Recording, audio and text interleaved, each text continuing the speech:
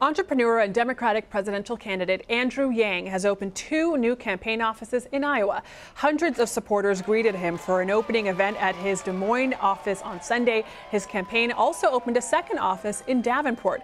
This comes after a new Des Moines Register CNN poll shows the candidate is gaining steam with voters in the state.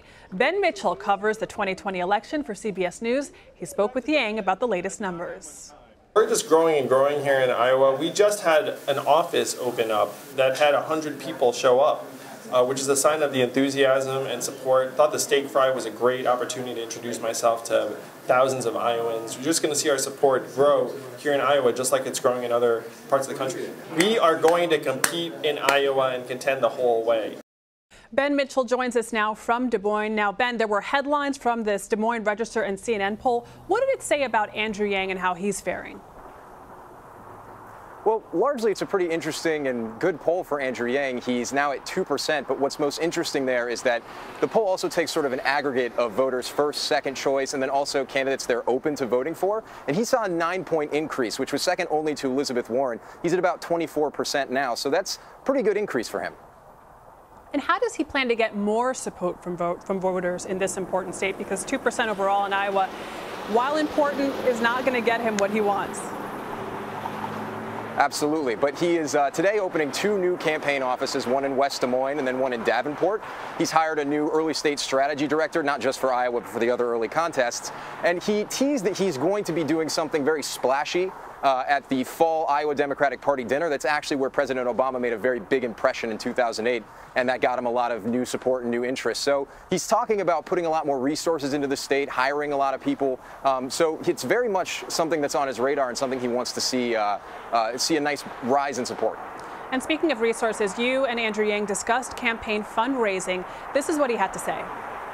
Well, we're going to put up a record fundraising number in Q3. We're going to have the resources to compete everywhere in the country.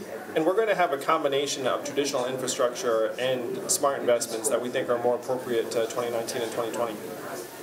So he's really talking in vague, high-level terms. How do you think he's doing in terms of reaching specific fundraising goals? Well, he did give a specific number last week. He said that he raised more than $1 million after the last debate.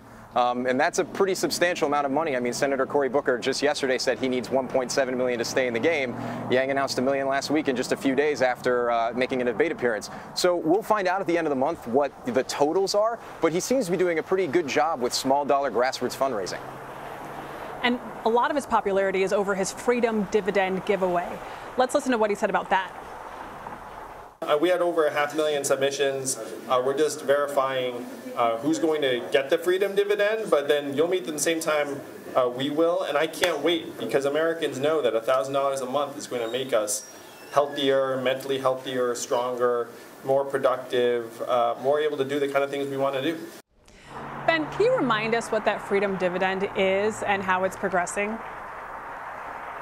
So the Freedom Dividend is Andrew Yang's universal basic income plan. It's his plan to give every American $1,000 a month, no strings attached. There has been some debate over that recently. The policy says that certain people who are already on government benefits might have to give them up to get the Freedom Dividend.